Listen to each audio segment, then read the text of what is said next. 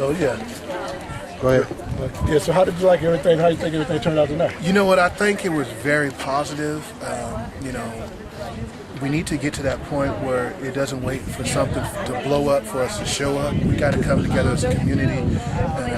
What we've been dealing with here, and especially at Adelanto, is we don't show up to anything until it gets out of proportion. And I'm glad that at least tonight we showed up and we stayed positive to get justice for this young man. Yeah, that's a good quality right there, is to stay positive and do things in a peaceful manner.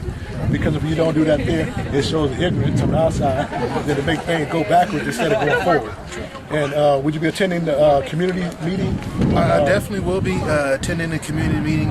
You know, when you all elected me here to be your city council member, I was here to be your voice. And I'm going to be your voice and hear what's going on and go out there and do everything as possible to make sure that our citizens' voice is heard and that things like this don't continue to happen in this city.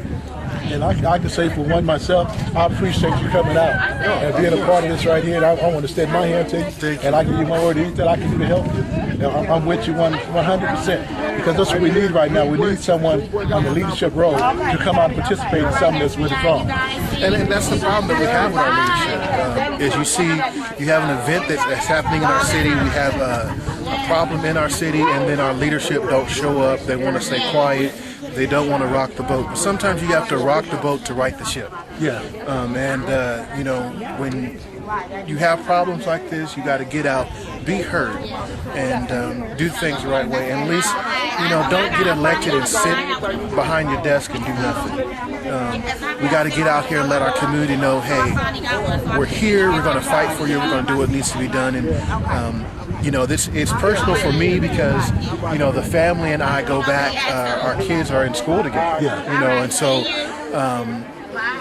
I'm here because, you know, one thing, I don't want this kind of things happening in my community. Yeah. You know, I might step on some toes here with the comment I'm about to make right now, as far as leadership and that. Sometimes the truth hurts, but I'm going to tell the truth. And it's a shame that more leadership, especially for the African American community, don't come out in acknowledgement when something is going on and sit back. There's a lot of churches, there's no one here representing. You know, there was a time, I remember when I was a little kid, the community, the church was the backbone of the community. And if you had a problem with something, your church came to community aid, and they was there for you, they was the voice for you. We're missing that now in the African community, African American community. And I want to get back to the leadership and want to ask the churches to come out and start representing their people. You have people here from all different denominations, from different churches. They go to all churches, and no one's here representing them. And this time right now, I'm just being like what it is. If you can sit there and collect the collection plate, then you should be able to come out here and support them in their time of needs. And it's now time to get off your high horse and do what you need to do for the community and stand up for what's right.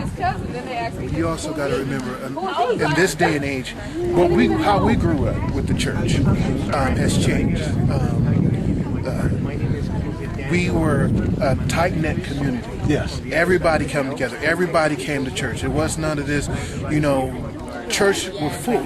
Yeah. Because you didn't have anything else. And now with social media and church on the TV and everything else, people are not going to church. People are not there. And then if you do go to church, you don't go to church in the community. So then they don't feel like they're connected to the community. And a lot of our leadership is not connected to our community because they do nothing here. Yes. If you see everything that goes on in the high desert, nothing goes on here in Adelanto. We have all these churches here, but none of these pastors come from here. They were shipped in from somewhere else. They come into our community. They try to get in, and they it's like get the money and run. Yeah. How many churches have you seen that open up and they're here a couple of years and they fold and they take off with the money and they run to a bigger community to do it? The problem with our leadership that we've had here is because they know that they have one niche that they have to get to like them. And once they get that group to like them, they forget about everybody else. There's a lot of people that can't vote and don't vote because they don't know what's going on. It's our voter base is not knowledgeable of what's going on. But then the problem is, we as African Americans, we as Latinos, the minority, we just don't talk to one another at all. We're too busy to want to fight with one another. We're too busy to say, what's wrong with this person and that person. And sometimes we need to look back at ourselves and say, what's wrong with me? Why am I not involved? You know, we have an event like this, and you know, I know that there's more people that live in this neighborhood that have dealt with the problems, but they're not here because they're worried about what's going to happen. Well, sometimes you got to just step out and say, you know what, if something happens, it happened, but my voice has to be heard. And that's what we're dealing with. People want their voices to be heard, but they want to do it by hiding behind somebody else. We got to step out front and say, you know what, enough is enough. That's right. Okay? When I ran here to run for city council, I actually ran on a keep myself quiet and sneak in.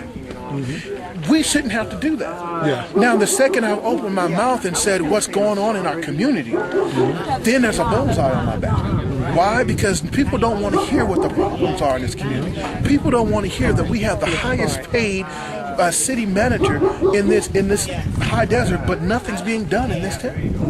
We pay $4 million a year for 4 police officers to roam this town, and the joke has always been shoot a gun in old Adelanto and rob new Adelanto.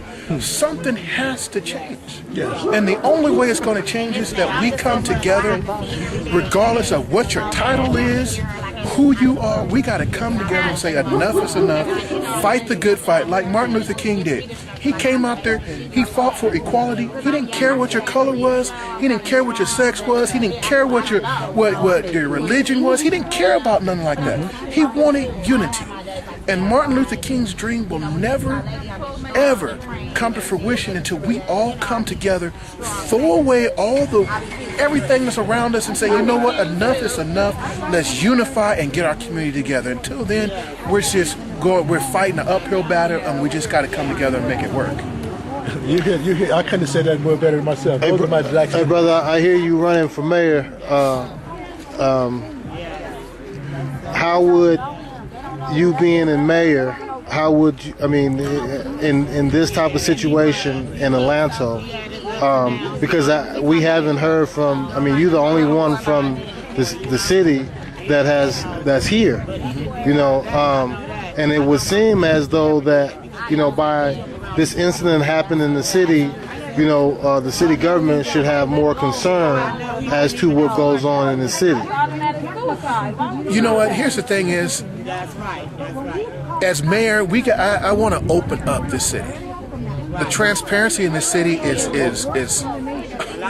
abysmal.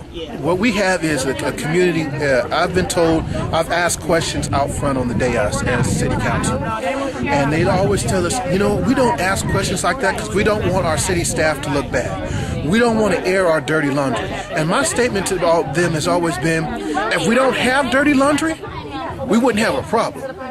So if we need to get to the point where we're just opening up the city and saying, hey, this is what's going on, this is our problem, and this is what we're going to do. We have a mayor here that doesn't even hold any office hours. People don't even know who our mayor is. Now, how bad is that? Our mayor's been in office going on her 4th year, and nobody knows who she is. She was in office, was a city council member, ran against Charlie Glasper, who was a great mayor, came in and said she was going to make all these changes, and the only thing that's changed is our streets is not as safe as it used to be. We have 4 police officers at any given time in this city, and that's 56 square miles. 56 square miles for 4 police officers, and they have to go out to El Mirage. We have 1 fire engine for the whole city. If something happens, our people are in danger.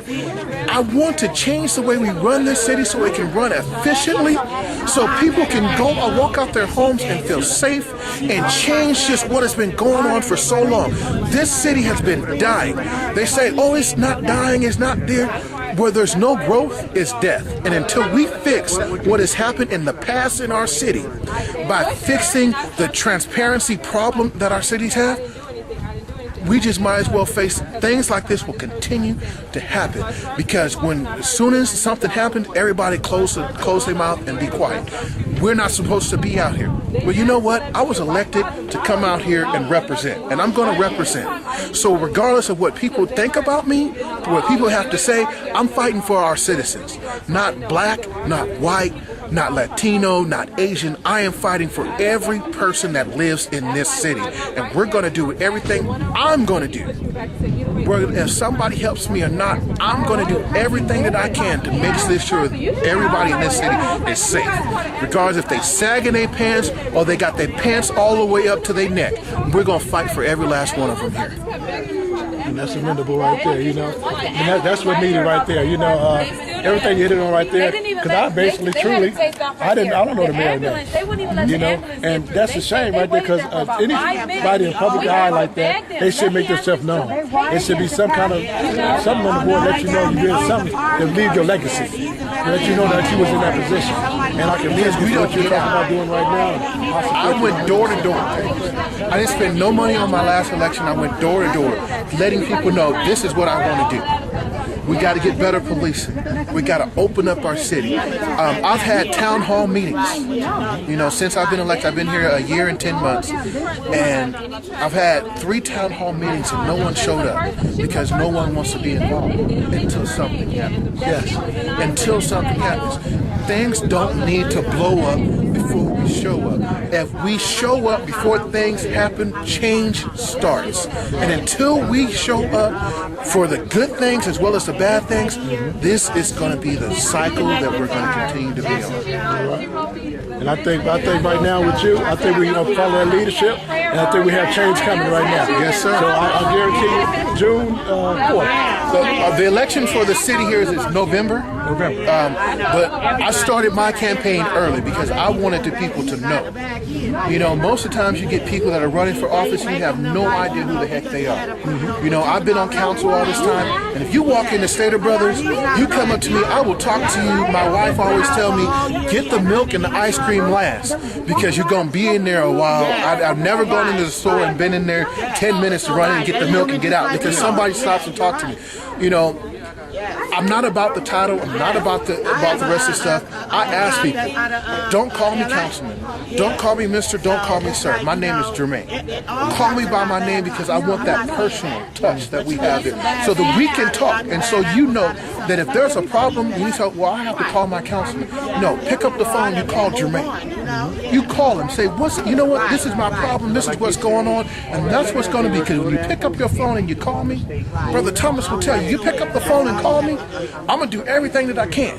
I'm going to do everything that I can do.